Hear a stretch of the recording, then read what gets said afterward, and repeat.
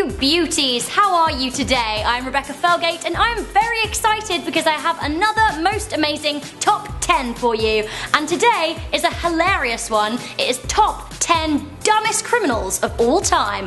Ooh! So first up guys, I want to hear from you. What is the most stupid thing that you have ever done in your life? Let me know in the comments below. You don't even have to have physically done it either. What's the most stupid thing that you've ever said? I for one once thought that wind turbines were solar powered.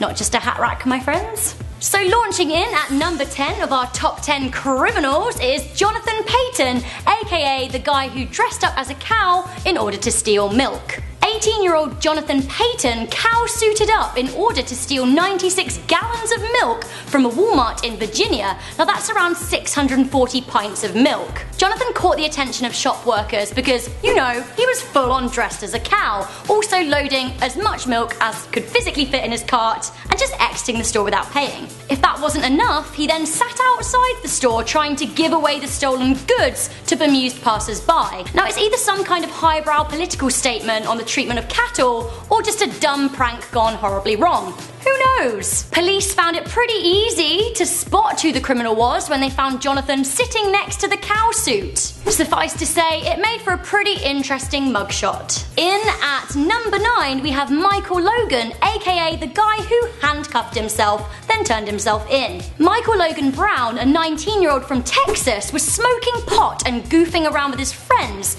Unfortunately, somehow he managed to handcuff himself.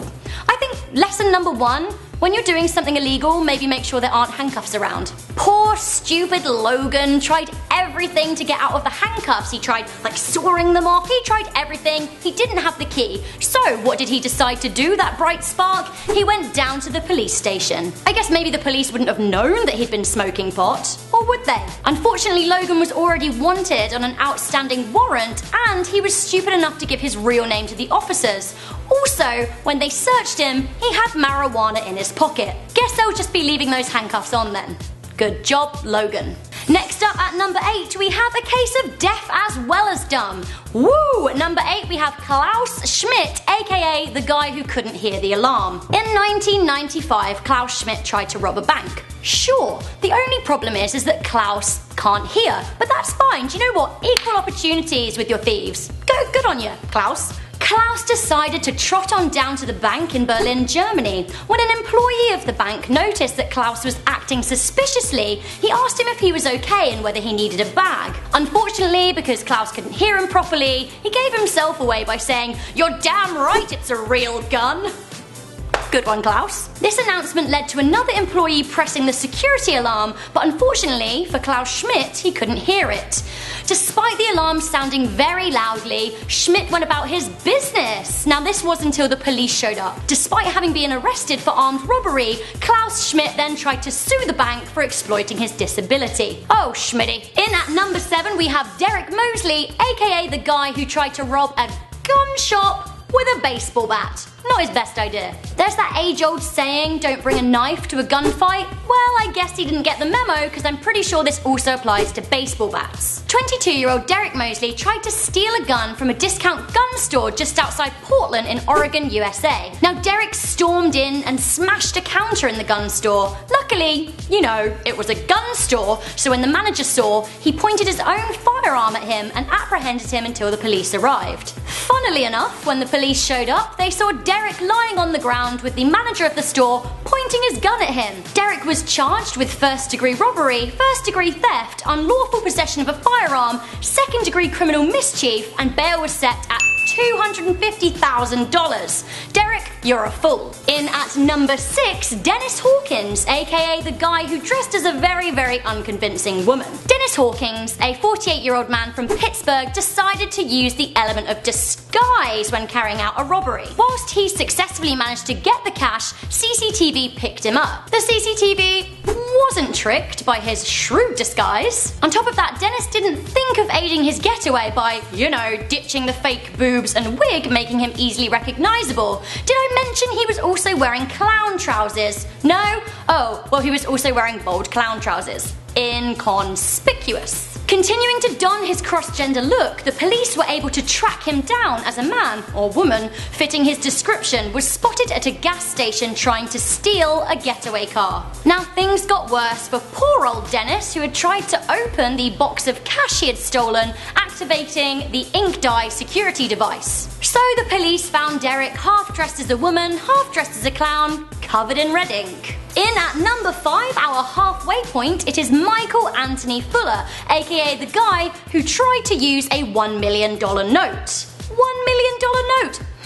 How handy would that be? Except any non-idiot knows that that's just not a real thing. Just have a wodge of them casually in the back. 53-year-old Michael was in possession of a fake $1 million bill. Great for him! Now Michael was keen to get rid of the forged note, so did what he must have thought was the intelligent thing. He went down to his local Walmart, tried to buy a vacuum, a microwave, and assorted goods totaling $476. Now when he got to the checkout, he was clearly expecting some change. Windfall, right? When he handed over the bill, he expected $990,524 in change. Now obviously the cashiers were somewhat smarter than Michael and called the police. After the police were called, Fuller was charged with attempting to obtain goods under false pretenses, aka the deception law in the UK, and forgery. Now lesson learnt, if you're gonna commit some forgery, maybe do your research first. $1 million bill. Honey, how useful do you think they are? One of my personal favourites in at number 4, it's David Zerfler, aka the guy who tried to eat his underwear. In 1985, 18-year-old David Zerfler from Alberta, Canada, who by the way looks great in his mugshot and I want his glasses, was driving after drinking alcohol and was seen weaving down the highway. David was soon pulled over by the police. As he was being detained in the back of a patrol car, an officer saw him begin to tear up the crotch of his underwear and begin to eat it to try and absorb the alcohol in his body. To be totally fair to David, maybe he's not such an idiot because he actually blew a 0.08, which meant he was not over the limit, he was just on it. Maybe there were some other substances involved that we couldn't detect in the 80s. Just saying. In at number 3, we have Raphael Valido, aka the guy who didn't cut a hole big enough for his escape. Ever seen Prison Break? I mean, spoiler alert, but those guys, they break. Now, maybe inspired by this, Raphael Valido and his friends tried to escape their prison cell in Brazil. Their plan probably would have succeeded if it wasn't for Raphael. I mean, check out this picture, like look at him, oh, God bless him, just stuck in the wall, not going anywhere. Prison officers heard yelps coming from an area in the prison. They went to find out the cause of the noise and found that this chap here had just got casually stuck. Now the officers had a good old laugh at this fool before having to call the fire services to cut him free. If you are partial to a slice of cake or 20 and you happen to be planning to bust out of prison, maybe consider digging a hole big enough for the junk in your trunk. Just saying. In at number 2 is the criminals who like beer more than their freedom. Now this story comes all the way from my homeland of the United Kingdom. In 2011, cunning Derbyshire police sent letters to dozens of suspects who had evaded them for months, inviting them to call a telephone number for free beer. Now many suspects called, not realising they were going through to the police department.